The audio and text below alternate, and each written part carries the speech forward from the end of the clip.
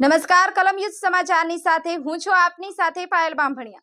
તો જોઈએ આજના મહત્વના સમાચારમાં। આમ આદમી પાર્ટીના ડેડિયાપાડાના ધારાસભ્ય ચૈતરભાઈ વસાવાએ અંકલેશ્વરની ઓફિસ ખાતે મોટી સંખ્યામાં આવેલી આદિવાસી સમાજની વિદ્યાર્થી બહેનો સાથે મુલાકાત કરી હતી।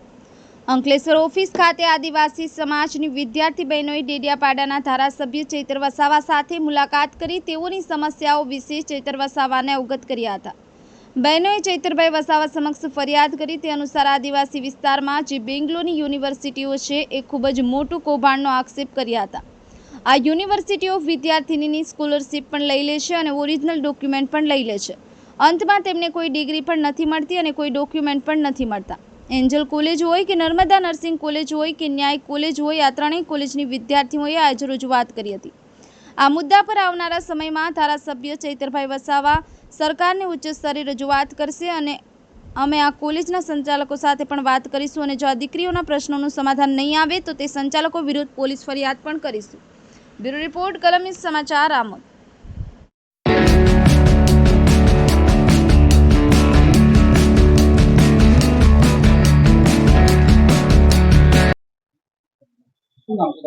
વસાવા હેમાબેન અંબાલાલભાઈ। અમારે બી એ છે કે અમે જેએનએમમાં એડમિશન ફાઉન્ડેશનમાં રાજપીપળા લીધું છે। પછી ત્યાં અમને કીધું કે 1 વર્ષની બસ ખાલી 39,000 જ ફી ભરવાની છે। 39,000 ફી ભરવાની છે। પછી અમને જ્યાં એક્ઝામ માટે લઈ જશે ને ત્યાં બસ અમને છે ને ત્યાં હોસ્ટેલમાં રહેવાનું નહીં પણ અમને હોટલમાં રાખે છે। તમારી સાથે કેટલા વિદ્યાર્થીઓ છે? અમારી સાથે તો છે 40-50 એવા વિદ્યાર્થીઓ છે। તમને કોઈ ધમકી મળી હોય? હા, અમે કોલેજ પર જઈએ ને તો રાજપીપળાથી તો અમને કઈ જવાબ જ નહીં આપે। ત્યાંથી તો અમને ભગાડી જ મૂકે કે જાઓ સુરત સેન્ટર પર જાઓ, પછી ત્યાં તમને બધું જવાબ આપશે। અમે એડમિશન લેવા ગયા ને ત્યાં તો ત્યારે અમને એવું કઈ જ નહીં કીધું કે તમારે સુરત સેન્ટર પર જવું પડશે। એવું તો અમને ત્યારે કઈ કીધું જ નહીં હતું।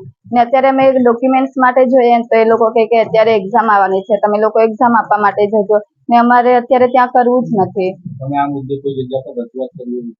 હા, અમે સુરત મેટાસ કોલેજ છે ત્યાં એડમિશન માટે ગયા હતા તો ત્યાં બી પણ અમારી પાસે ઓરિજિનલ ડોક્યુમેન્ટ્સ જ માંગે છે। કોઈ એડમિશન પોલીસ કાર્યવાહી કરી હતી? ના, એવું તો નહીં।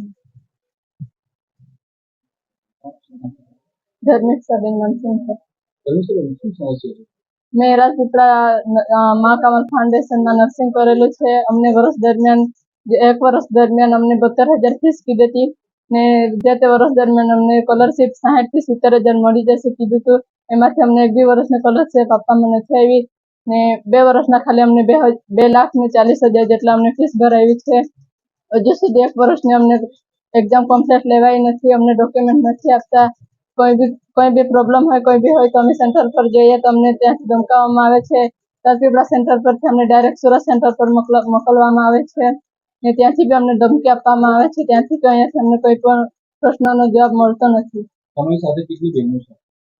અમે બધા 3 વર્ષના સ્ટુડન્ટનો બધાનો આ જ પ્રશ્ન છે। કેટલા છોકરીઓ કેટલી વિદ્યાર્થીઓ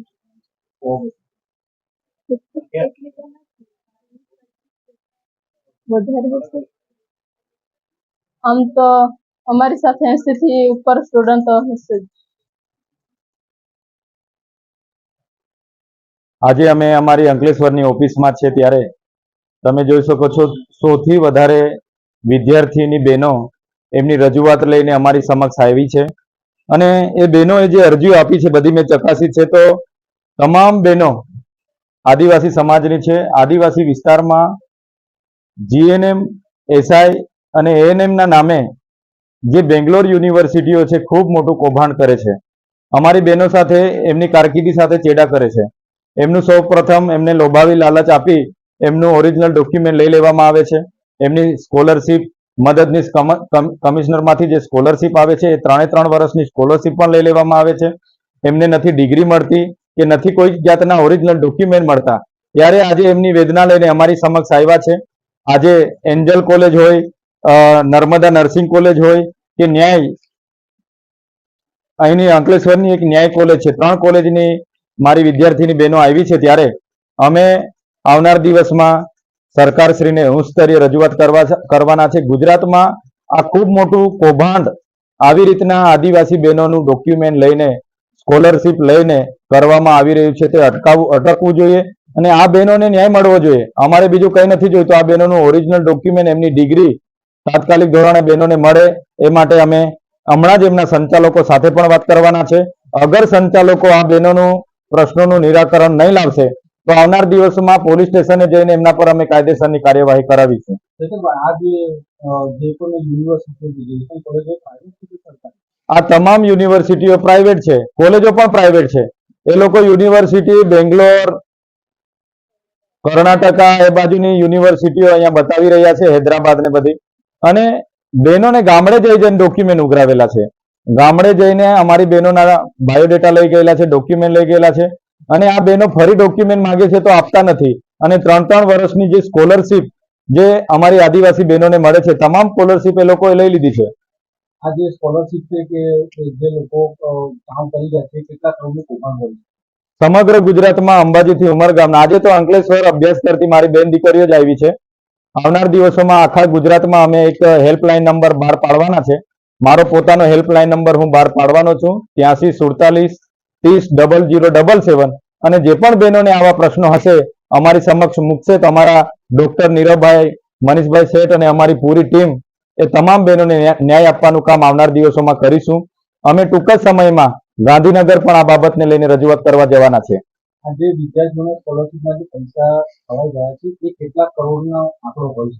એ કરોડોમાં હશે. આજે તો 80 થી 100 બહેનો અમારી સમક્ષ અંકલેશ્વરથી જ આવ્યા છે.